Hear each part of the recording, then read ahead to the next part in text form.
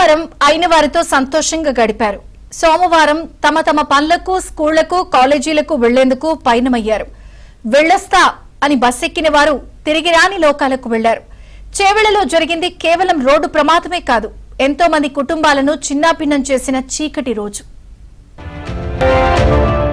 ఇది ఓ తల్లిని కోల్పోయిన బిడ్డ రోదన.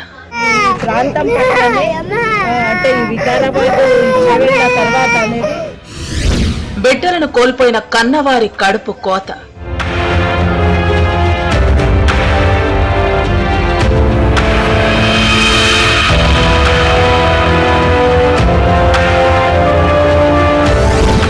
గుండెలు పగిలాయి, దిక్కులు పెక్కటిల్లాయి.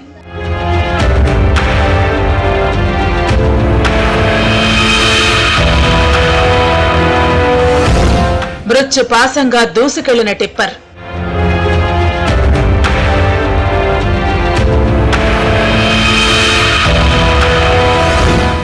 రక్తమోడిన మేర్చాగూడ రోడ్డు.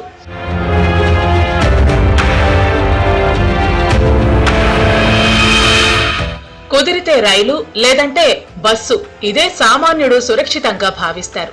కానీ అలాంటి బస్సుపైకి మృత్యు శకటంలా దూసుకొచ్చింది టిప్పర్.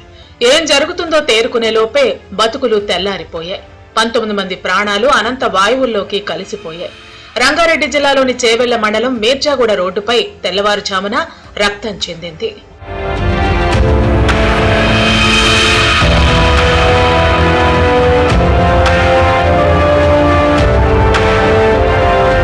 తాండూరు డిపో నుంచి ఉదయం సరిగ్గా 4:40 బస్సు బయలుదేరింది. 70 మందితో తాండూరు నుంచి హైదరాబాద్ వస్తున్న బస్సు చేవెళ్ల పరిధిలోని మేర్చాగూడ ప్రాంతంలో ఉదయం 6:15 అతి వేగంతో వచ్చిన బస్సును ఢీకొట్టింది టిప్పర్.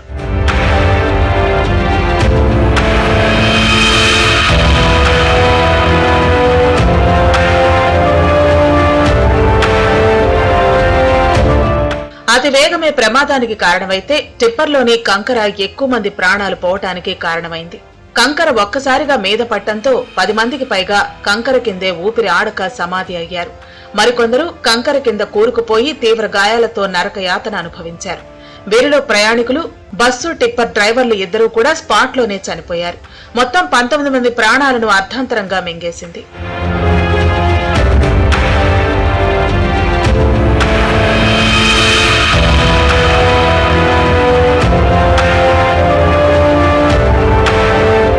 ఘటనా స్థలంలో దృశ్యాలు భయానకంగా ఉన్నాయి. బస్సును ఎవరో ముక్కలు ముక్కలుగా చేసినట్లు ధ్వంసమైంది. ప్రయాణికులు వెంట తెచ్చుకున్న వస్తువులన్నీ చిందరవందరగా పడిపోయాయి.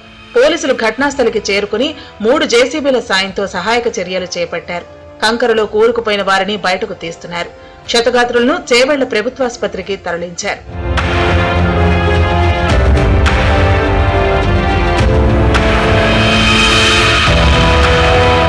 ఇక తమ వారి కోసం ఆసుపత్రికి చేరుకున్న కుటుంబ సభ్యులు రోదనలు వర్ణాతీతం. ప్రమాదంలో గాయపడ్డ క్షతగాత్రులు చూసి అయిన వారు దుఃఖిస్తున్న తీరు అందరినీ కలిచివేస్తోంది. ఇక ఈ బస్సులో 10-15 మంది విద్యార్థులు ప్రయాణిస్తున్నారు. వీరిలో 8 మంది వరకు బలయ్యారు. ఉదయాన్నే తమ పిల్లలకు టాటా బై బై చెప్పిన తల్లిదండ్రులు గంటలోపే ఇంతటి దుర్వార్త వినాల్సి వస్తుందని ఊహించలేకపోయారు. మరణించిన విద్యార్థుల పుస్తకాలు, ల్యాప్టాప్స్, బట్టలు, మొబైల్స్ చెల్లాచెదరుగా పడిపోయాయి. తమ పిల్లలు అర్ధాంతరంగా అసువులు బాయటంతో ఆ కన్నవారి ఆవేదనకు అంతులేదు.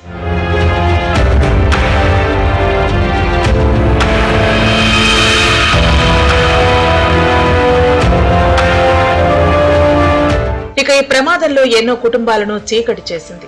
అనుష, సాయి ప్రియ, నందిని అనే 3 అక్క చెల్లెళ్లను మృత్యుదేవత అమాంతం ఎత్తుకెళ్లింది. మరో 2 చిన్నారులను అనాథలను చేసింది. మృతులలో 7 ఏళ్ల వయసున్న చిన్నారి ఉండటం, ఆ పసిపాప పక్కనే ఆమె తల్లి విగతజీవిగా పడి ఉండటం అందరినీ కన్నీరు పెట్టించింది.